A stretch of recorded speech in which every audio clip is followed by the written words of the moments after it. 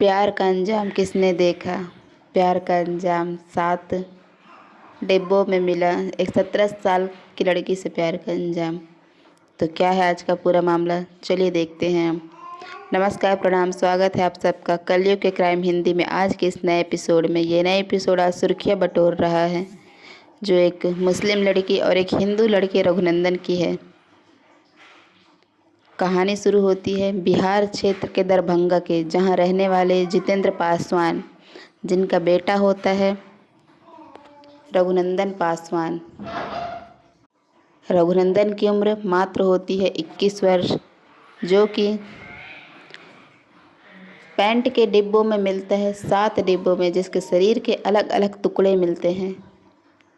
31 अक्टूबर दीपावली की रात जितेंद्र पासवान अपने बेटे रघुनंदन पासवान से कॉल करके पूछते हैं कि बेटा कहाँ हो। बेटा बताता है कि पापा, मैं अपने दोस्त के घर आया हूँ अंधेरी में। मैं आपसे सुबह जाके बात करता हूँ। उसके पिताजी को किसी अनहोनी की आशंका पहले से ही थी, इसलिए वह डेली अपने बेटे रघुनंदन को कॉल करके पूछा करते थे कि बेटा कैसे हो, कहाँ हो, क्या कर रहे हो। जब बेटा अपने काम से घर आ जाता था, रात में सो जाता था, तब जितेंद्र पासवान को तसल्ली होती थी कि हाँ, मेरा बेटा सुरक्षित है।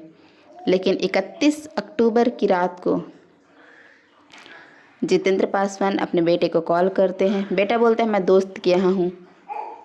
दोनों नहीं, उनके पिताजी सो जाते हैं। सुबह उठ के 1 नवंबर को कॉल करके पूछते हैं कि बेटा कहाँ हो, लेकिन बेटे का कॉल लगता ही नहीं।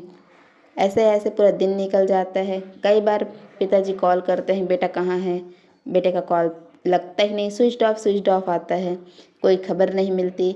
इधर उनके पिता जितेंद्र पासवान की हालत बहुत ख़राब हो जाती है, उनकी माँ की हालत ख़राब हो जाती है। पुलिस स्टेशन जाते हैं कि हमारे बेटे को ढूंढ दिया जाए। मेरा बेटा अपने दोस्त के यहाँ गया था, लेकिन अभी तक उसका कोई भी कॉल नहीं लग रहा है।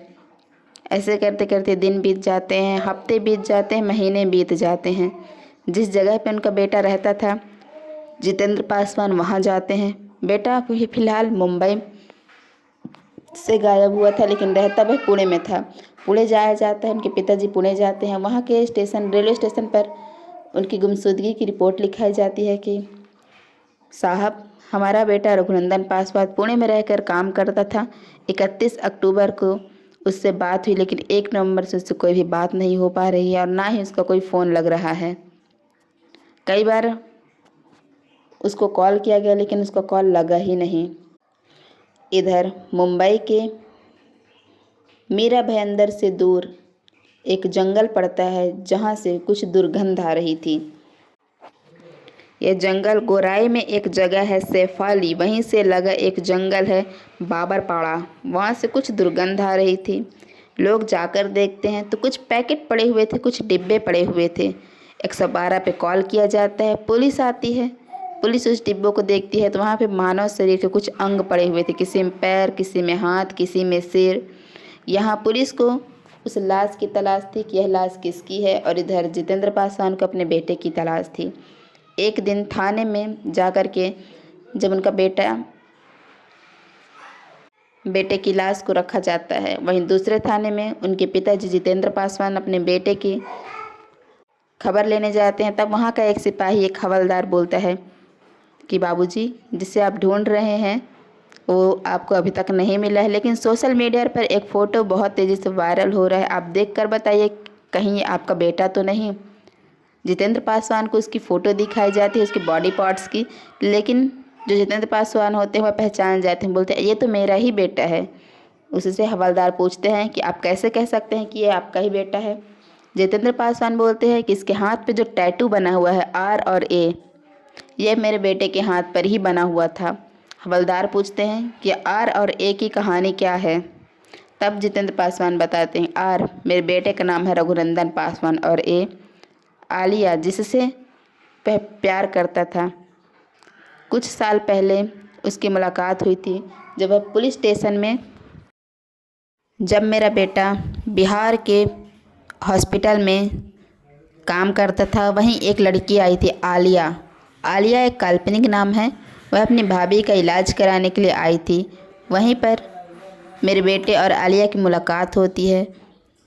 मेरा बेटा रघुनंदन पासवान बहुत ही हेल्पिंग नेचर का होता है। वह कुछ कुछ मदद करते रहता है आलिया की, जिससे आलिया जिस वजह से मेरे बेटे रघुनंदन पासवान को पसंद करने लगती है। हालांकि दोनों के घर की दूरी 28 किलोमीटर थी। धीरे धीरे दोनों के बीच बातचीत बढ़ने लगती है। दोनों आपस में मिलना जुलना करने लगते हैं। दोनों के घर वालों को यह बात पता चल जाती है। दोनों ही घर वालों को पसंद नहीं आती है। तब उस लड़के को भी समझाया जाता है और लड़की को भी समझाया जाता है कि आप लोग दूरियां बना लो, लेकिन दोनों ही मिलना जुलना बंद नहीं करते हैं, बातचीत करना बंद नहीं करते हैं। इसलिए एक पंचायत लगाई जाती है। पंचायत में तय होता है कि दोनों एक दूसरे बात नहीं करेंगे।